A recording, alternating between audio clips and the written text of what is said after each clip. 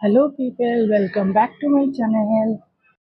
আপনারা তো সবাই দই কাতলা তো অনেকবার খেয়েছেন। আজকে যে রেসিপিটা বানাচ্ছি এটা হচ্ছে দুধ কাতলা। একবার খেয়ে দেখবেন কত টেস্টি হয়। এর জন্য তো লাগবে অবশ্যই কাতলা মাছ, সেটা আমরা আগে থেকে নুন হলুদ দিয়ে ম্যারিনেট করে রেখেছিলাম। এবার একটা প্যানে সর্ষের তেল দিলাম, তারপর এক এক করে আমরা কাতলা মাছগুলো দিয়ে দিচ্ছি। এটা কিন্তু ডিপ ফ্রাই হবে না, এটা মিডিয়াম ফ্রাই হবে।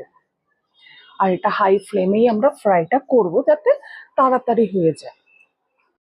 এইটা সব থেকে ভালো হচ্ছে ভাতের সাথে যদি আপনারা খেতে পারেন, এত টেস্টি হয় যে আমি লাইফে ফার্স্ট টাইম দুধ কাতলা খেলাম। আগে আমি প্রচুর দই কাতলা খেয়েছি, দুধ কাতলা হচ্ছে প্রথমবার আমার মায়ের রেসিপিটা এখানে ট্রাই করলো। আমরা মাছ ভাজছি আর কাক আসবে না, এটা তো হতে পারে না। ওই দেখুন কাক বসে বসে বারবার আসছে যাচ্ছে, যেই ক্যামেরাটা ওঠাচ্ছি ওর কাছে সেই ও পালিয়ে অন্য জায়গায় যাচ্ছে, বারবার দেখতে আসছে মাছটা হয়েছে কিনা। এখানে বিড়াল থাকলে তো ওরাই নিয়ে নিত সব মাছ, আর আমাদের মাছ আর ভাজা হতো না। এবার মাছটা ফ্রাই করা হয়ে গেছে, এবার আমরা একটা পাত্রে ওটা নামিয়ে নিচ্ছি। এবার ওই তেলেই আমরা দিচ্ছি ফোড়ন। প্রথমে আমরা দিচ্ছি এলাচ, তারপর দিচ্ছি লবঙ্গ, তারপর দিচ্ছি দারচিনি, তারপর দিচ্ছি ওই জায়ত্রী। এটা কিন্তু মিডিয়াম ফ্লেমেই হবে এগুলো।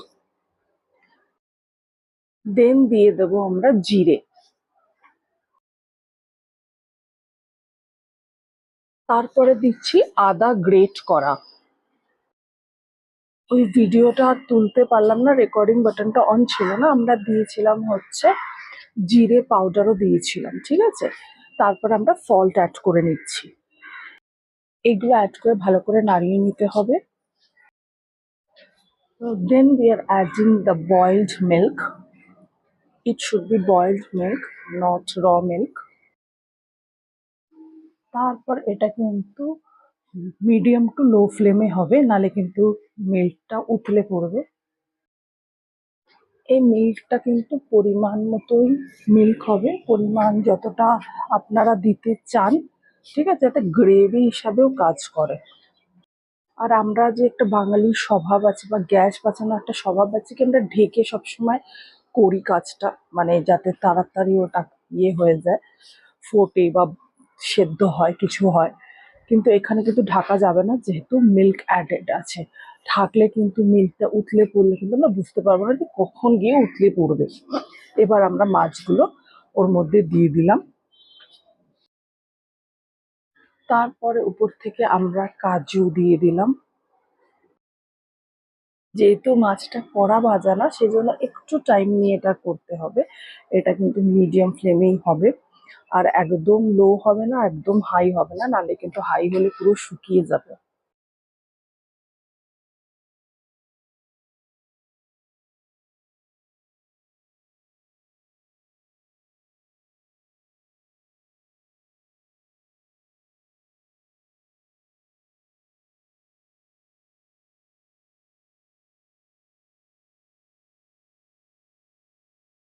দেন এর মধ্যে আমরা কাঁচা লঙ্কা অ্যাড করে নিলাম।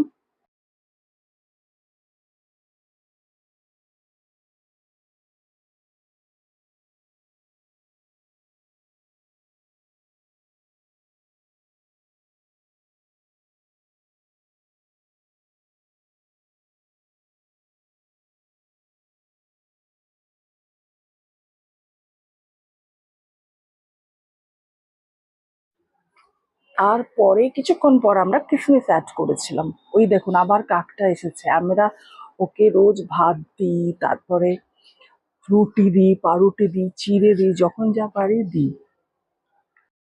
সেই জন্য এসেছে দেখতে যে কত দূর এগোলো আমাদের কাজ। কিন্তু ও তো জানে না ওকে মাছ দেবো না। দেন নামানোর আগে আমরা ওর মধ্যে ঘি দিয়ে দিলাম, অ্যাড করলাম।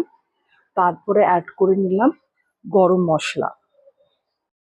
এবার এটা ভালো করে একটু নাড়িয়ে তারপরে আমরা একটা সার্ভিং বোলে সার্ভ করে নেব। এবার গ্যাসটা আমরা অফ করে দিলাম। এবার একটা সার্ভিং বোল নিলাম, ওর মধ্যে এক এক করে মাছগুলো অ্যাড করে উপরে আমরা গ্রেভিটা দিয়েছিলাম।